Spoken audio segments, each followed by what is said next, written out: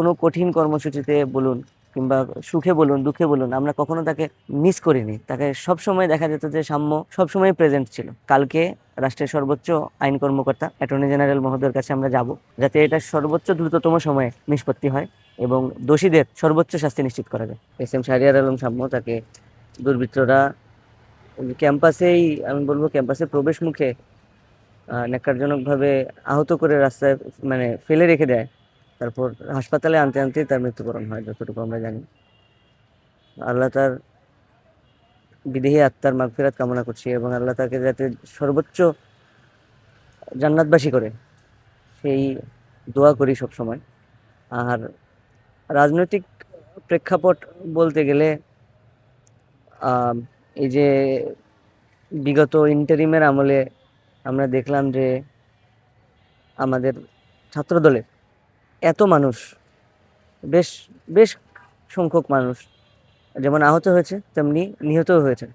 এবং সিমিলার হামলা, দুর্বৃত্তদের হামলায় কেউ ছুরিকাঘাতে, কেউ বুকে, কেউ মানে পিঠে, কেউ অন্য জায়গায় ছুরিকাঘাত সহ বিভিন্ন কায়দায় ছাত্রদলের নেতাকর্মীদের মানে হত্যাকাণ্ডের শিকার হতে হয়েছে এবং বিভিন্ন সময় মবের শিকারও হতে হয়েছে।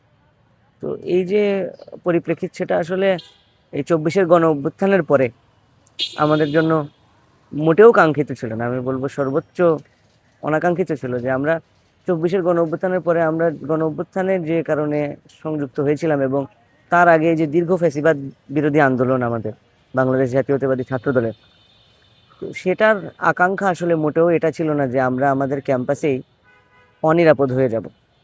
আমরা চেয়েছিলাম একটা নিরাপদ বাংলাদেশ, তার সাথে একটি নিরাপদ ক্যাম্পাস, যেখানে আমরা মুক্তভাবে বিচরণ করতে পারবো, নিজেদের রাজনৈতিক মত প্রকাশ করতে পারবো। সে এছাড়াও সামাজিক, সাংস্কৃতিক, রাজনীতির প্রত্যেকটা জায়গায় আমরা নিজেদের মতটাকে মুক্তভাবে প্রকাশ করতে পারবো এবং নিজেদের নিরাপত্তার ঘাটতি থাকবে না। তো সেই প্রত্যাশার আসলে একদমই বিপরীতে হেঁটেছি আমরা বিগত এই যে ইন্টারিম আমলের 18 মাস। আপনি দেখবেন ক্যাম্পাসে বিভিন্ন জায়গায় বিভিন্ন সময়ে যেমন বহিরাগত মব করেছে, তেমনি আমাদের ক্যাম্পাসের শিক্ষার্থীরাও নানা সময়ে পরিস্থিতিকে অনিরাপদ করে তুলেছে। সেগুলো আসলে কোনোভাবেই কাঙ্ক্ষিত না। বিশেষত এই যে বিগত ফ্যাসিবাদ বিরোধী আন্দোলনের এবং 24-এর গণ অভ্যুত্থানের যে সম্মুখ সারির সৈনিক আমাদের ছোট ভাই সাম্য, তার সাথে এইরকম একটা ঘটনা ঘটে যাওয়া এবং তাকে হারানো এভাবে আমাদের কাছে আসলে আসলে কোনোভাবেই কাঙ্ক্ষিত ছিল না। আমি আসলে এটাকে কি ভাষায় প্রকাশ করব, কি ভাষায় প্রকাশ করলে আমাদের এই আবেগটা আসলে আহ বুঝাতে মানে বুঝানো যাবে, সেটা আসলে আমার বোধগম্য না।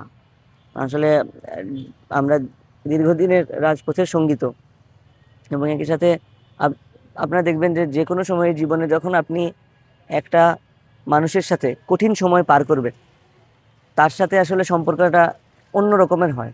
এই যে বন্ধন, এটা আত্মার বন্ধনে পরিণত হয়। তো সেরকমই আসলে সাম্য আমাদের একজন ছিল, যাকে আমরা বিপদে আপদে, রাজনৈতিক কঠিন হোক সহজ হোক, সকল কর্মসূচিতে তাকে সব সময় পাওয়া গেছে। এবং আমি বলবো যে তার জেনারেশনের মানুষ, আমাদের জেনারেশনের মানুষ হয়ে এই যে আওয়ামী ফ্যাসিবাদী আমলে ছাত্রদলের রাজনীতি করা একদম শুরু থেকে, একদম ফার্স্ট ইয়ার থেকে, সেটা আসলে সহজ কোনো সিদ্ধান্ত নয়। আপনি জানেন যে বাংলাদেশ জাতীয়তাবাদী ছাত্রদল করলে বিগত আওয়ামী লীগ আমলে চাকরির কোনো নিশ্চয়তা ছিল না। বলতে গেলে মানে চাকরির যে সম্ভাবনা সেটাকে উপেক্ষা করা, নিজের সুনিশ্চিত ভবিষ্যৎকে উপেক্ষা করে বাংলাদেশ জাতীয়তাবাদী ছাত্রদল ঢাকা বিশ্ববিদ্যালয়ের প্রত্যেকটা নেতাকর্মী কাজ করেছে, যার মধ্যে সাম্য একজন অনন্য নাম ছিল। আমি বলবো কখনো তাকে কোনো কঠিন কর্মসূচিতে বলুন কিংবা সুখে বলুন দুঃখে বলুন, আমরা কখনো তাকে মিস করিনি। তাকে সব সময় দেখা যেত যে সাম্য সবসময় প্রেজেন্ট ছিল।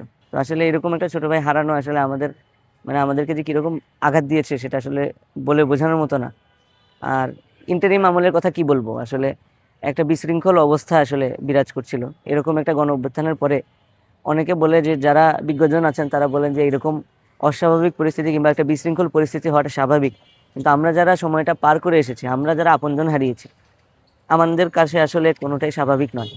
এবং আজ পর্যন্ত একটা ঘটনা ঘটে গেলে সেটার বিচার প্রক্রিয়া তো খুব একটা সহজ নয়। আপনারা সবাই জানেন যে এটা তদন্ত কার্যক্রম হয়, পরে সাক্ষ্য গ্রহণ হয়, তো বিচারিক প্রক্রিয়া একটু সময় লেগেই যায়। তো সেই সময়টা আমরা চেয়েছিলাম আরো যেন দ্রুততর গতিতে হয় এবং সে কারণে আমরা কিন্তু আজকে যেমন একটা স্মরণ সভা করছি, সাম্যর প্রথম মৃত্যুবার্ষিকী উপলক্ষে, তেমনি আমরা কালকে রাষ্ট্রের সর্বোচ্চ আইন কর্মকর্তা অ্যাটর্নি জেনারেল মহোদয়ের কাছে আমরা যাব। আমরা তার কাছে অনুরোধ করব যেন উনি এই কেসটা সর্বোচ্চ প্রায়োরিটি দিয়ে দেখে। তার নেতৃত্বাধীন যে রাষ্ট্রীয় কৌশলীগণ রয়েছেন, আইনজীবীগণ রয়েছেন, তারা যাতে এটাকে সর্বোচ্চ প্রায়োরিটি দেয়, যাতে এটা সর্বোচ্চ দ্রুততম সময়ে নিষ্পত্তি হয় এবং দোষীদের সর্বোচ্চ শাস্তি নিশ্চিত করা যায়।